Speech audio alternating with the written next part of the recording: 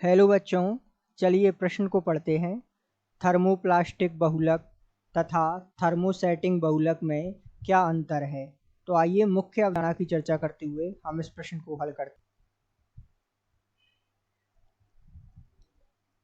तो सबसे पहले हमें थर्मोप्लास्टिक बहुलक थर्मोसेटिक बहुलक को परिभाषा समझने की आवश्यकता है।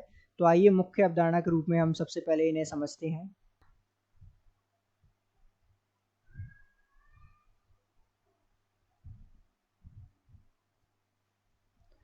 तो थर्मोप्लास्टिक बहुलक क्या होते हैं, इसकी परिभाषा कहती है कि वह बहुलक या वह प्लास्टिक जो गर्म करने पर सरलता से विकृत हो जाता है।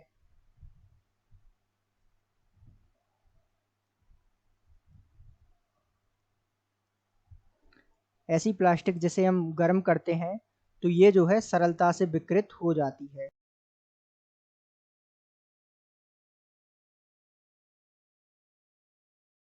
तो ये जो है सरलता से विकृत हो जाती है। तो ऐसी प्लास्टिक को हम जो है थर्मोप्लास्टिक के नाम से जानते हैं। यदि हम बात करें थर्मोसेटिंग की, तो थर्मोसेटिंग बहुलक क्या होती है?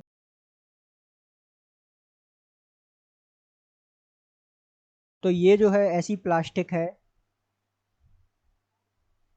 जो गर्म करने पर विकृत नहीं होती है, अर्थात गर्म करने पर विकृत नहीं होती है। अब आइए जो है हम इनके अंतर को विस्तार से समझते हैं।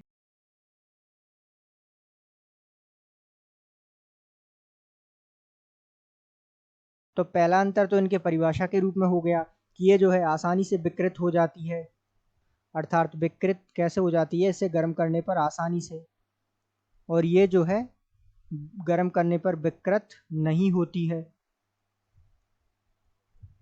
इसी प्रकार थर्मोप्लास्टिक जो है रेखीय बहुलक होते हैं।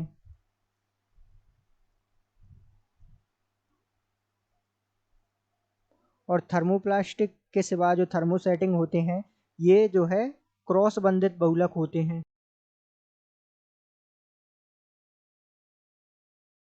ये जो है गर्म करने पर मुलायम होकर आसानी से जो है पिघल जाते हैं, और ये जो है आसानी से गर्म करने पर आसानी से नहीं पिघलते।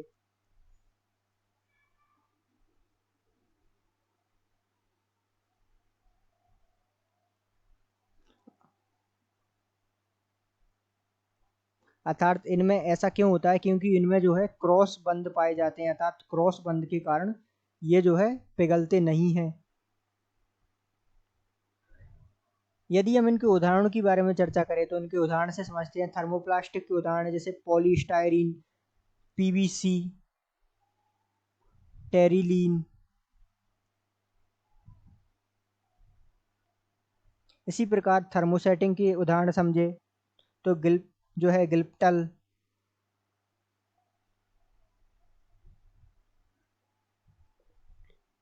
Formaldehyde resin.